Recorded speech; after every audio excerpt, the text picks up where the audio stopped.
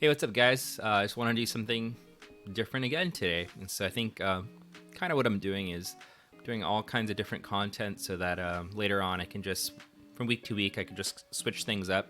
I will get back out and do something maybe in nature. Again, maybe another walk or go to like an interesting site. I'll do something like that soon. But what I want to do today is just react a little bit to a video here. And I'm not going to react to the entire video because it's about 9 minutes long. This comes from a channel called Daily Disciple.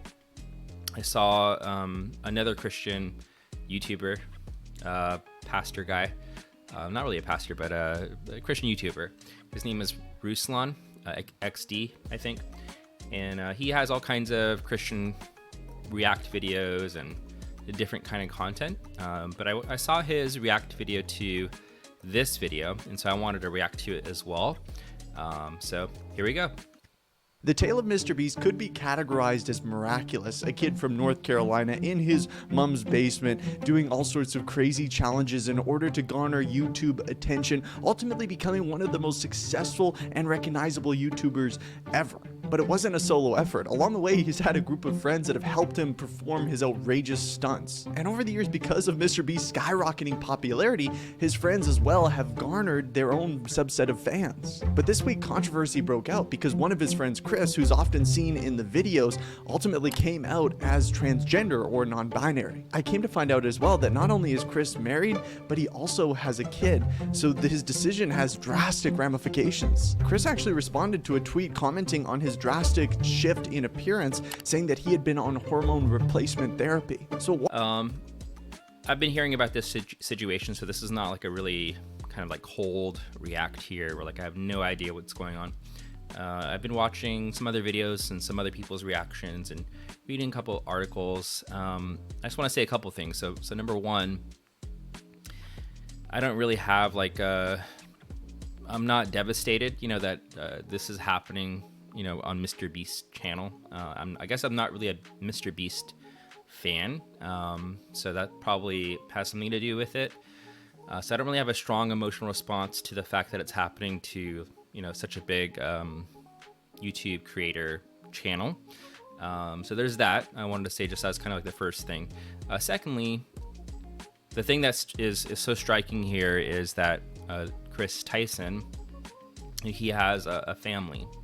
And when I first heard that, as a father, as a husband, already like that had some kind of emotional response in me where I was like, man, what's really happening to that family? Like what's going to be the consequence of this for the wife and for the son? And so already that's where my mind and my heart goes, immediately looking at like what's going on here. And so those are the two things I want to say really quickly. Let's watch a little bit more and I'll talk a little bit more. Bring this story up? Well, number one, I found it super interesting to see the audience's response to Chris's transformation. And in this video, I want to help us understand transgenderism and gender in light of God's design. As always, let's dive in. So according to what I've seen, Chris is accepting all kinds of pronouns. So he's not exactly going female, maybe he's non-binary, and he's also going on hormone replacement therapy, as I mentioned before. But recently, a live stream went viral of him appearing with the MrBeast crew in a crop top and a headband, basically kind of portraying himself much more femininely or womanly. Now, apparently I wasn't the only one who witnessed the absurdity of this picture. A lot of other people felt very uncomfortable as well, even those who didn't have a religious background. Like you look at the comments underneath these live streams or these clips on TikTok or Instagram, you come to find out that a lot of people really feel like there's discontinuity here. Something isn't right. Now, maybe if you're a Christian watching this, you've concluded that the transgenderism movement has been so widely accepted that there is no use in speaking up. But I think this story testifies to the fact that people that don't even consider themselves to be Christian still recognize there is a discontinuity. Something isn't right here. To see it. Okay, so I just want to pause there really quick. So some of the things that he brought up is that posting once MrBeast posted that live stream of himself and the usual kind of crew, Chris Tyson included, a lot of people were commenting, and the comments, I don't think he showed it. I'm not sure if he's gonna show it, but the comments were showing that people felt like something's off here. right? And so seemingly people who are not religious or Christian, or at least that's not what they're expressing in their comment. It's more just like something doesn't really seem right here, or something's not adding up. And to that point, again, I'm not a MrBeast fan. I don't really know too much about like the crew. Maybe if I had been watching every single video up until this point, I'd have a stronger emotional reaction. But just kind of hearing the context here that, you know, Chris Tyson seemingly almost overnight, or a very short period of time, he made this transition and then suddenly started wearing like the clothes that he's wearing in that video clip. Yeah, I could see how people would be a little confused, because typically the way that these things go, and I'm talking about these kinds of transitions or people coming out, it typically seems to be like a bit more of a gradual thing. And so on that topic, just to give Chris some credit, I guess, and kind of like the whole transgender movement and people who come out, like some credit, like to on this point. I mean, it seems as though these days, you know, this is all very widely accepted. So how quickly someone comes out, how quickly someone transitions, I'm not sure that it's a really strong argument to make, because people just seem to do this like very quickly now. And if it's so widely accepted, like why the need for a slower transition? You know, why can't it actually just be overnight? And my personal view, and I'm going to talk more later at a later date on a different video, more about the transgender topic.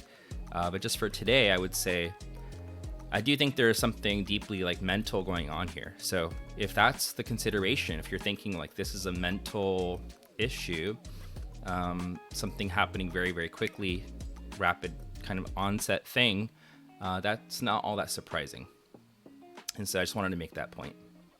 A 20-something-year-old man, a husband, a father in a crop top doesn't sit well with most people. There's something wrong about that. Now, the question is that because people just need to get with the times and be more accepting and put down their bigoted beliefs or presuppositions about the world? Or is it because it's something that's innate within us, something that testifies to God's design? I'll answer that question in a second, but what's even more tragic about this situation is that this man has a son, and yet he's abandoning his role as father in pursuit of his own personal fulfillment. Okay.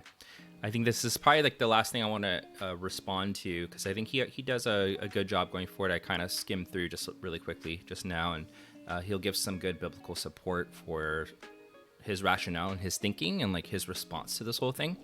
But so the thing that he just brought up is so important. You know, Chris has a family. I think there's some other things about Chris's background. I don't really want to touch on it just because I don't really know much about this guy, right? And I don't know that many people commenting on his background really know either. Just to kind of paint some picture, he has some kind of Christian background. I believe people think that the wife is Christian. I'm not sure what the evidence is for these things.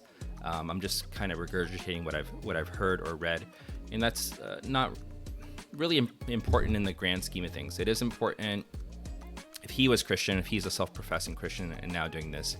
But I believe he had long since, along with MrBeast, you know, they don't declare themselves as Christians. I think they both declare themselves as agnostic, if not atheist. Anyway. My point here is that Chris married somebody. He married someone. He made a promise to that person. And I know overall, like secular marriage versus Christian marriage, they are different because they're a very different thing. Because as a Christian, we're entering into a covenant with God. And we're saying, God is the one bringing us together. And so may we not do anything to break this covenant.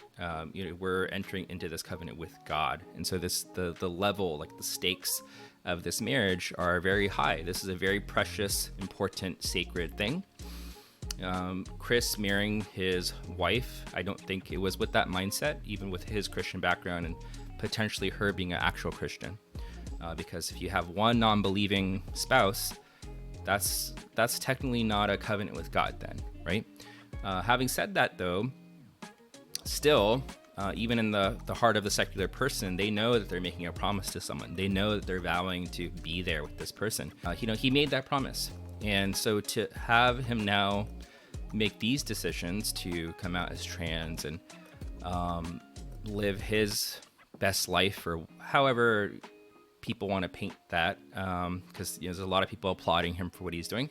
And so for me, I respond most to that in this story, that here is a man who is giving up on his wife, his son. He is trading in a promise that should have been sacred for his own selfish pleasures, like him just doing and being whatever he wants to be, living the life that who knows how long he's wanted to live it, but living the life that he wants to live. And I see that as very, very selfish. I see that as very self-centered, very prideful to want to live in that manner and to even go so far as to actually do it, right? Because it's one thing when we have desires that are sinful and wrong and evil and self-centered and prideful, but it's another thing when you actually act out on those things. Not to say that the first part is good. I'm just saying it's another level when you actually go through with it. It's another level when you actually commit to it and drastically change your life for this decision. And so that's kind of where I'm going to leave the topic, because again, I want to do something a little bit more concentrated, a little bit more, I'm going to treat it biblically, this whole transgender issue, because it is quite a big issue for your generation. So as Gen Z, more than any generation past, you really have to deal with this issue. You have to have a position, and as a Christian, it can be very confusing. What stance do I hold? Maybe most of you out there as a Christian, this isn't right or good, but you don't know how to articulate that. You don't know how to share that. You don't know what position to hold, because maybe there are people on extremes of the spectrum who are holding positions that you could tell also aren't quite good. Later on, I will do a longer video topic about this, if not through some actual teaching in person. And so anyway, just want to throw that out there. I hope this video was entertaining in some way, helpful, and this gets some conversation going. And so if it was good, if you liked it, or if you have some questions, leave it below in the comment section. But yeah, that's it, guys. And so thank you so much for watching. God bless you. Love you. Peace.